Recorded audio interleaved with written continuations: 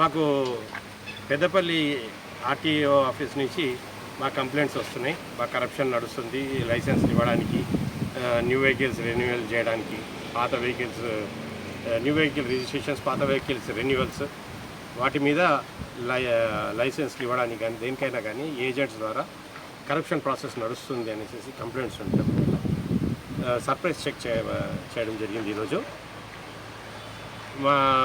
ఈరోజు చెక్ చేస్తే మనకి ఎంబీఐ గారు, ఆర్టీఓ గారు, ఎంబీఐస్, ఇద్దరు ఎంబీఐస్, ఏఎంబీఐ గారు అండ్ మొత్తం total 12 staff. That includes office staff and constables, home guards కూడా ఉన్నారు. వీళ్ళందరినీ చెక్ చేశాము.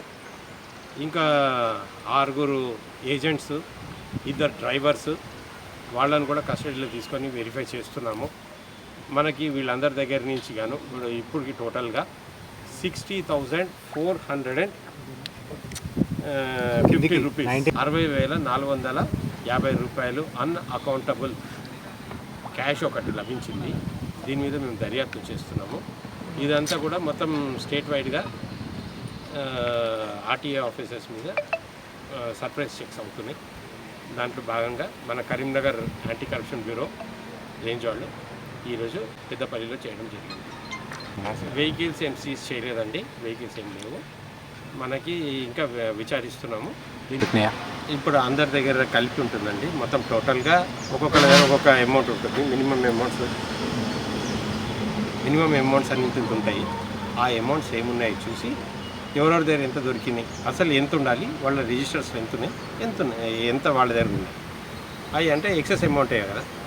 అసలు బుక్లు కంటే జోబులో పైసలు లేకుండా అది ఎక్సెస్ అమౌంట్కి వస్తుంది. దాన్ని బట్టి దాన్ని అడుగుతాం మేము. అసలు ఈ ఎక్సెస్ అమౌంట్ మీ దగ్గర ఎందుకు ఉంది, ఎలా వచ్చింది, అది చూసి దాని మీద మేము రిపోర్ట్ పెడతాం. అసలు ఈ బయట నుంచే కదా, ఇక్కడ ఏజెంట్ సోర్స్ ఎట్లా నడుస్తుంది, అసలు ఏ విధంగా మన కంప్లైంట్ ఏజెంట్ల ద్వారా వీళ్ళు తీసుకుంటున్నారని కంప్లైంట్స్ ఇచ్చారు. దాని మీద ఎట్లా వస్తుందని చూస్తాం, అది వెరిఫై.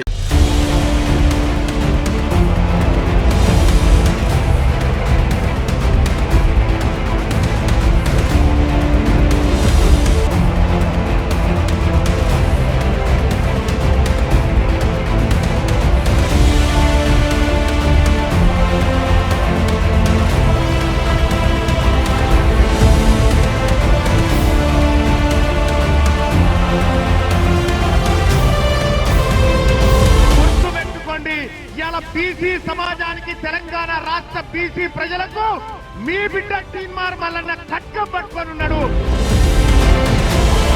నిన్నటి దాకా ఒక లెక్క, ఇయాల్టి నుంచి ఇంకొక లెక్క.